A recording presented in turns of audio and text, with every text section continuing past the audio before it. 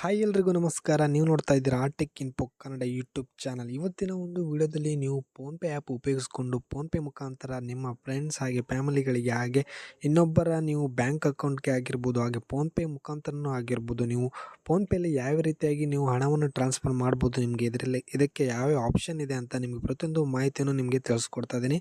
Transfer ಮನಿ option ಪ್ರತಿಯೊಂದು ನಿಮಗೆ ಈ ಒಂದು ವಿಡಿಯೋದಲ್ಲಿ ಕಂಪ್ಲೀಟ್ ಮಾಹಿತಿ ತಿಳಿಸ್ಕೊಡ್ತಾ ಇದ್ದೀನಿ. ಸೊ ವಿಡಿಯೋನ ಸ್ಕಿಪ್ ಮಾಡದೆ ಕೊನೆ ತನಕ ನೋಡಿ. ಬನ್ನಿ ಇವತ್ತಿನ ಒಂದು ವಿಡಿಯೋ ಶುರು ಮಾಡೋಣ.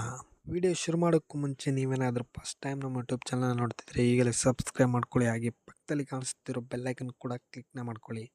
ಮೊದಲಿಗೆ ನೀವು ಫೋನ್ಪೇ ಆ್ಯಪ್ ಓಪನ್ ಮಾಡ್ಕೊಳ್ಳಿ. ಫೋನ್ಪೇ ಆ್ಯಪ್ ನಿಮ್ಮ ಹತ್ರ ಇಲ್ಲ ಅಂದರೆ ನಾನು ವೀಡಿಯೋದ ಕೆಳಗಡೆ ಡಿಸ್ಕ್ರಿಪ್ಷನಲ್ಲಿ ಕೊಟ್ಟಿರ್ತೀನಿ, ಅಲ್ಲಿ ಹೋಗಿ ನೀವು ಡೌನ್ಲೋಡ್ ಮಾಡ್ಕೊಳ್ಳಿ. ಹಾಗೆ ಇದರಲ್ಲಿ ಯಾವ ರೀತಿ ಅಕೌಂಟ್ನ ಕ್ರಿಯೇಟ್ ಮಾಡೋದು ಅಂತ ಆಲ್ರೆಡಿ ವಿಡಿಯೋ ಮಾಡಿದ್ದೆ, ನಿಮಗೆ ಗೊತ್ತಿಲ್ಲದಿದ್ದರೆ ಅಕೌಂಟ್ನ ಕ್ರಿಯೇಟ್ ಮಾಡ್ಕೊಳ್ಬೋದು.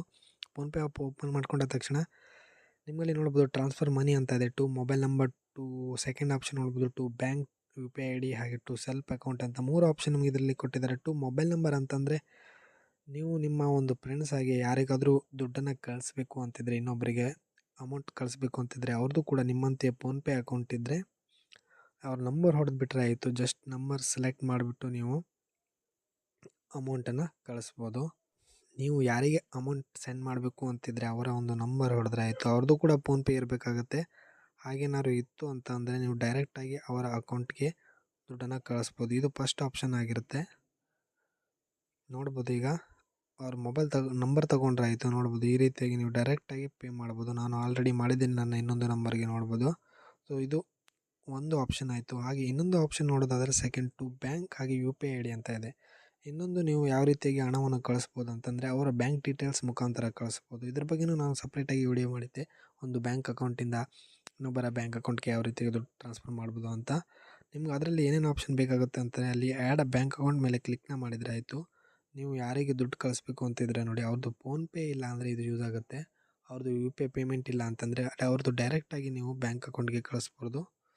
ಅವರ ಬ್ಯಾಂಕ್ ಯಾವುದಂತ ಸೆಲೆಕ್ಟ್ ಮಾಡ್ಕೊಳ್ಳಿ, SBI, ಕೆನರಾ ಯಾವುದಂತ ಸೆಲೆಕ್ಟ್ ಮಾಡ್ಕೊಳ್ಳಿ. ಇಲ್ಲಿ ನೀವು ಸರ್ಚ್ ಮಾಡಿದ್ರೆ ಬರುತ್ತೆ, ನಿಮಗೆ ಸಾಕಷ್ಟು ಬ್ಯಾಂಕ್ ಆಪ್ಷನ್ ಇದೆ. ನೀವು ಯಾರಿಗೆ ದುಡ್ಡು ಕಳಿಸ್ಬೇಕು ಅಂತಿದ್ರೆ ಅವರ ಬ್ಯಾಂಕನ್ನು ಸೆಲೆಕ್ಟ್ ಮಾಡ್ಕೊಳ್ಳಿ. ಸರ್ಚ್ ಮಾಡಿಬಿಟ್ಟು ನಾನು ಸ್ಟೇಟ್ ಬ್ಯಾಂಕ್ ಅಂತ ಸೆಲೆಕ್ಟ್ ಮಾಡ್ಕೊಂಡಿದ್ದೇನೆ. ನಂತರ ಏನೂ ಬೇಕಾಗಿರೋದಿಲ್ಲ, ಜಸ್ಟ್ ಅವರ ಅಕೌಂಟ್ ನಂಬರ್ ಹಾಕಿದರೆ ಆಯಿತು. ಕರೆಕ್ಟಾಗಿ ಹಾಕಿ, ಹಾಗೆ ಇನ್ನೊಮ್ಮೆ ಕೇಳುತ್ತೆ ಅದನ್ನು ಹಾಕಿ. ನಂತರ IFSC ಕೋಡ್ ಬೇಕಾಗಿರೋದಿಲ್ಲ, ಅದು ಆಟೋಮೆಟಿಕ್ ತಗೊಳುತ್ತೆ. ಸೊ ನೀವು ಬ್ಯಾಂಕ್ ಡೀಟೇಲ್ಸ್ ಹಾಕಿರೋದು ಯಾವ ರೀತಿ ಕನ್ಫರ್ಮ್ ಮಾಡ್ಕೊಳ್ಳೋದು ಅಂತಂದರೆ, ನೀವಲ್ಲಿ ನೋಡ್ತಿರೋದು ನನ್ನ ಇನ್ನೊಂದು ಬ್ಯಾಂಕ್ ಅಕೌಂಟ್ ಡೀಟೇಲ್ಸ್ ಹಾಕಿದ್ದೀನಿ. ಹಾಕಿದ ತಕ್ಷಣ ನಿಮ್ಗೆ ಈ ರೀತಿ ಬರುತ್ತೆ. ಅಲ್ಲಿ ನೀವು ಅಮೌಂಟ್ ಏನಾದ್ರು ಟೈಪ್ ಮಾಡಿದ್ರು ಅಂತಂದರೆ ನಿಮ್ಗೆ ಮೇಲ್ಗಡೆ ಬ್ಯಾಂಕಿಂಗ್ ನೇಮ್ ಅಂತ ಬರುತ್ತೆ.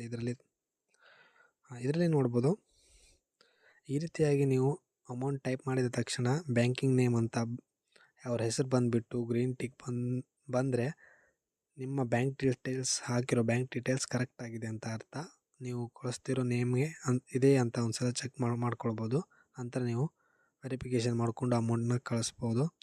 ಇನ್ನೊಂದಾಗಿ ನೋಡ್ಬೋದು UPI ID ಅಂತ ಇದೆ. UPI ID ಅಂತಂದರೆ ನಿಮ್ಗೆ ಯಾರಾದರೂ ಅಮೌಂಟ್ ಟ್ರಾನ್ಸ್ಫರ್ ಮಾಡಬೇಕು ಅಂತ UPI ID ಕೊಟ್ಟಿದ್ರೆ ಅವರ ಒಂದು UPI ID ಹಾಕಿಬಿಟ್ಟು, ಇಲ್ಲಿ ಅವ್ರು ಕೊಟ್ಟಿರೋ UPI ID ಹಾಕಿಬಿಟ್ಟು ವೆರಿಫಿಕೇಷನ್ ಮಾಡಿಕೊಂಡು UPI ID ಮುಖಾಂತರ ದುಡ್ಡನ್ನು ಕಳಿಸ್ಬೋದು. ನೋಡ್ಬೋದು, UPI ID ಸೆಲೆಕ್ಟ್ ಮಾಡ್ಕೊಂಡ್ರೆ ಆಯಿತು, ಅದರ ಮುಖಾಂತರ ನೀವು ದುಡ್ಡನ್ನು ಕಳಿಸ್ಬೋದು.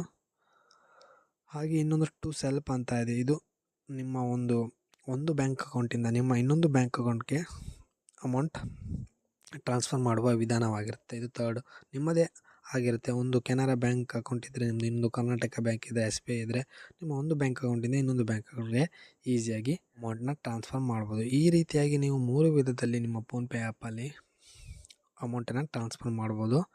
ಸೊ ಇದಾಗಿತ್ತು ಇವತ್ತಿನ ವಿಡಿಯೋ. ಈ ವಿಡಿಯೋ ಇಷ್ಟ ಆಗಿದ್ದರೆ ನಿಮಗೆ ಲೈಕ್ ಮಾಡಿ, ಈಗ ಫ್ರೆಂಡ್ಸ್ಗಳಿಗೆ ಶೇರ್ ಮಾಡಿ. ಮುಂದಿನ ವಿಡಿಯೋದಲ್ಲಿ ಮತ್ತೆ ಸಿಗೋಣ. ಧನ್ಯವಾದಗಳು.